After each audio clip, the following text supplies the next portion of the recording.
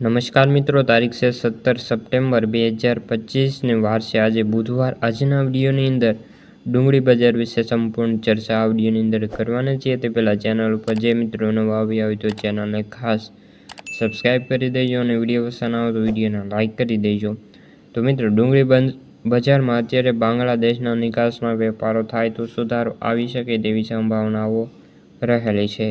ડુંગળી બજારમાં બાંગ્લાદેશના નિકાસના વેપારોના પગલે ભાવમાં સુધારો જોવા મળ્યો છે।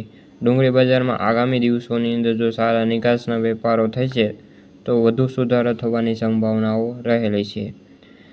ભારતીય તુલનાએ અત્યારે પાકિસ્તાન અને બીજા દેશોમાં ભાવ નીચા હોવાથી ભારતીય ડુંગળીની ચાલ અત્યારે ભાવ નથી અને ભાવ સામાન્ય જોવા મળી રહ્યા છે। હાલ માત્ર બાંગ્લાદેશ બોર્ડર ખુલ્લી હોવાથી સમાચારથી જે 50થી લઈને 100 રૂપિયા પ્રતિ ક્વિન્ટલે વધ્યા છે, પરંતુ આગામી સમયમાં શિયાળાની અંદર વધુ તેજી થાય તેવી પણ સંભાવનાઓ રહેલી છે। પરંતુ વધુ તેજી માટે નિકાસના વેપારો થવા પણ જરૂરી છે। જો નિકાસના વેપારો થશે તો ડુંગળીના ભાવમાં આપોઆપ વધારો થાય તેવી સંભાવનાઓ રહેલી છે। સૌરાષ્ટ્રમાં ચોમાસુ ડુંગળીનું વાવેતર આ વર્ષે સારું થયું છે અને પાકની સ્થિતિ ઓલ ઓવર સારી છે તેવી નિષ્ણાતો જણાવી રહ્યા છે। જો વિસ્તારોની અંદર વાવેતર થયા છે, જે વિસ્તારોની અંદર વાવેતર સારા થયા છે ત્યાં વધારે વરસાદ પડ્યો છે, ત્યાં થોડી વધુ નુકસાનની પણ ચિંતાઓ દેખાઈ રહી છે। આગામી દિવસોની અંદર આપણને ખબર પડશે કે ડુંગળીના વાવેતર કેવા ગુજરાતની અંદર થયા છે।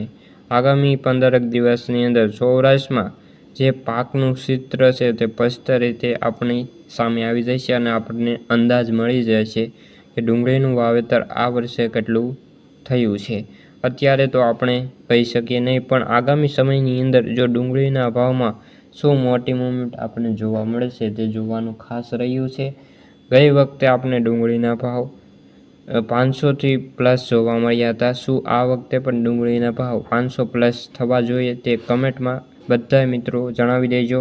તો મિત્રો, આજના વિડીયોમાં બસ આટલું જ। વિડીયો ગમ્યો હોય તો વિડીયોને લાઇક અને સબસ્ક્રાઈબ કરી દેજો, વધુમાં વધુ આ વિડીયો શેર કરજો। તો મિત્રો, આજના વિડીયોમાં બસ આટલું જ। ફરી મળીશું બીજા વિડીયો સાથે, જ્યાં સુધી બધા મિત્રોને જય જવાન જય કિસાન।